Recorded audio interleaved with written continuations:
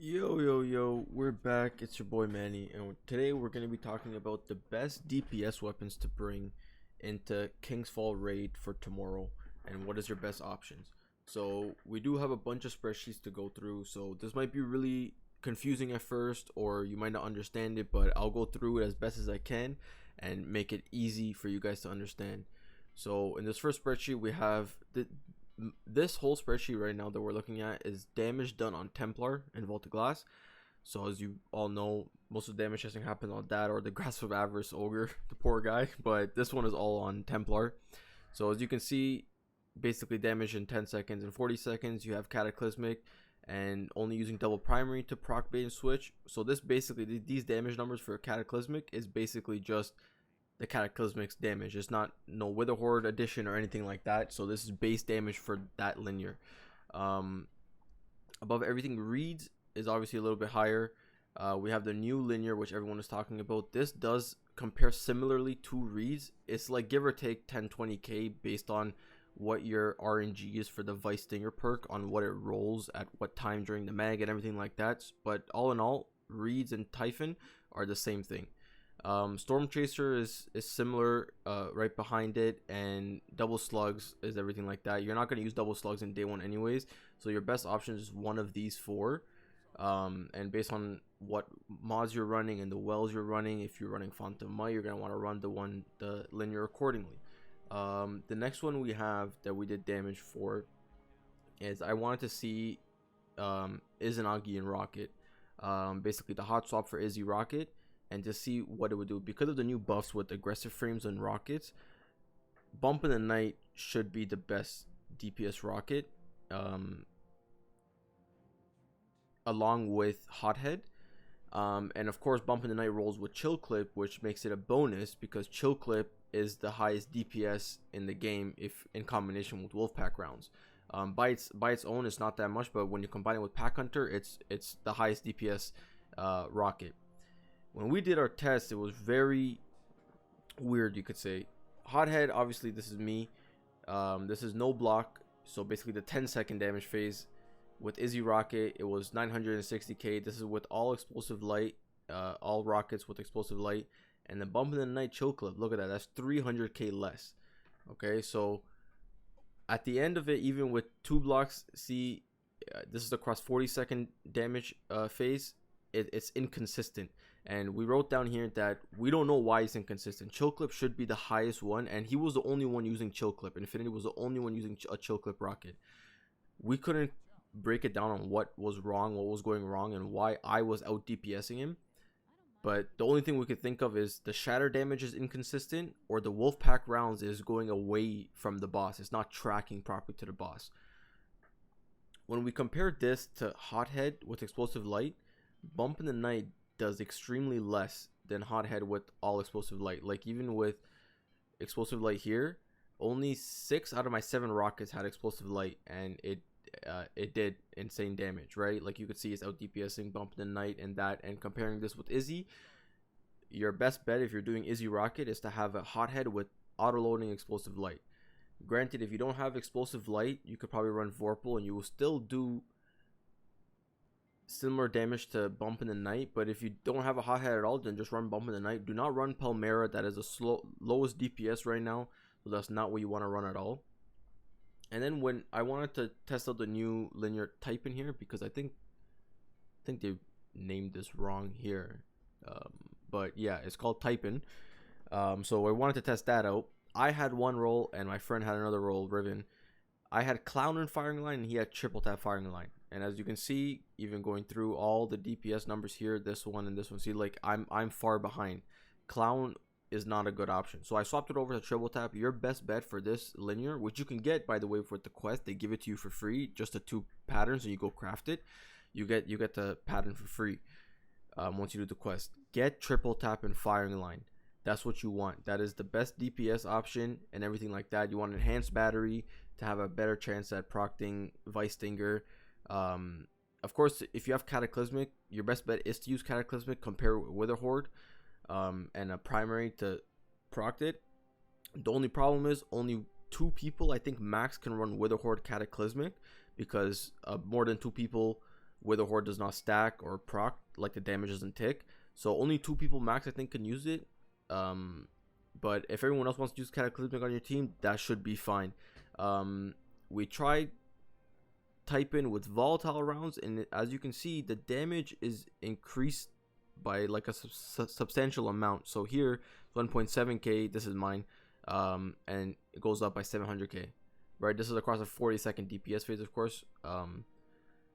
We didn't do this with no blocks, but we don't have that damage testing here, but whatever. You can tell that it's going to be higher anyway, because volatile round does an extreme amount of damage, and even for his, like, it goes up what, 600k. So volatile round is a great option if you're running Void, you know, Void Hunter, Void Titan, Void Warlock, anything. You throw a nade right before DPS if it's on Warpriest or Golgoroth. If you got the Thrall coming in from the bottom right, throw it in, get some volatile around, and you start shooting, you get an insane amount of DPS. Moving on to the last spreadsheet. So for all this so far, you have Cataclysmic, which is your most forgiving DPS out of all of them, and does the most without needing a lot to do. Like you're swapping weapons and everything, but it's less reliant on RNG in the sense that reads and what's the other one called, and type in need Vice Stinger to proc at the perfect time, right? Granted, 1 or 2 blows before or like after, like it's okay, but you want it to proc at the last bullet or the second last bullet of your mag to get the most amount of burst DPS you want, for Warpriest or Golgoroth, because everything else there's no DPS phase, right? So you're chilling. Moving on to the last one. So we're gonna ignore everything with Divinity and Sundering Glare here. This was a spreadsheet made by Clyde, and he claimed that Divinity and Sundering Glare was procting for him sometimes during his test when he was doing it on the Grasp of Avarice Ogre. We're gonna completely discard these whole roles here, and any role that says pre-grenade launcher like patch before they disabled it like 2 days ago. And the reason is because even if it is procting at some points, it's very inconsistent. For the most part, Div and Sundering is not combining their percentages this season for some reason. Either it's supposed to be like that, or it is a bug and it's procting sometimes, but it's inconsistent. You cannot rely on inconsistency when you're doing a day 1 raid with your team, because you want to get to completion as fast as possible, right? You don't want to be up all 24 hours. You want to get it done. So this is Gathering Storm. I think this is the Hunter Stupid, right? Yeah, Star Eaters. So out of all right now, looking at these 3 up here, Hunter is the best. Okay, and not only is it the best in terms of super, it's best in terms of the fact that Titan and Warlock have 0 resilience when you have Arc 3.0 equipped. So basing on the fact that you're getting 550k with Star Eaters, I'm assuming this is Star Eaters with all orbs, like 8 orbs or 9 orbs, whatever it is. You're getting an insane amount. You can throw this at the boss, go back to your Cataclysmic or your type in or whatever, everything like that. And oh, by the way, all these buffs were with boss spec and div and well, even these ones were with div and well. That's all it was. Here we're gonna ignore everything for grenade launchers. You can see here even Cataclysmic for Templar, similar damage, 2.58, right? He missed 2. This is 3.4. This is without reserves. I don't know how we got that much. That's insane. But you can see here that the numbers are similar. Like linear without reserves, even if you go here, linear single TP, you got the type in 614k liquid coils and 754.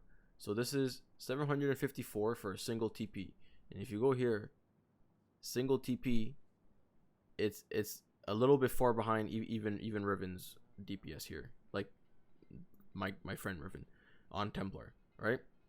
So it's pretty similar. Again, your best bet is you want to run IZZY Rocket. You want to run Cataclysmic with Wither Horde. Again, don't have more than 2 people on Wither Horde. And I will have another video out on what class I will be running for day 1 and what our team comp is going to be. I think that these videos should really help you and your team out on what you should run and what you should have on day 1. Again, make sure to have your characters modded out and have your weapons transferred over, because Dim has been acting very weird the last couple of days, been super slow. So you don't want to be waiting 10-15 minutes for your weapon to transfer over in the middle of a day 1 race. You know what I mean? You wanna enjoy it at least. So make sure your weapons are transferred over, make sure your mods are right, make sure you have your character set up before you go, and be ready for your day 1 raid race. I hope I've explained it as best as I can. I don't normally do these type of videos, but because there's such a short amount of time before the day 1 raid race, I do want to get this info out, so it does help at least the little amount of people that do watch the videos, and hopefully they can have it affects them when they do their day 1 raid race. So hopefully you guys enjoyed. You can pause the video at any point to make sure to go through any of these spreadsheets if you want, or you can leave a comment down below of what I'm missing or what you want me to test out or anything like that. I'll try to get back to you before the day 1 raid race. Tomorrow at 1 p.m. I will be live streaming it. We are going for top 100, so make sure to tune in and cheer us on. And yeah, thank you guys for tuning in. I will see you guys later in the next video. Peace.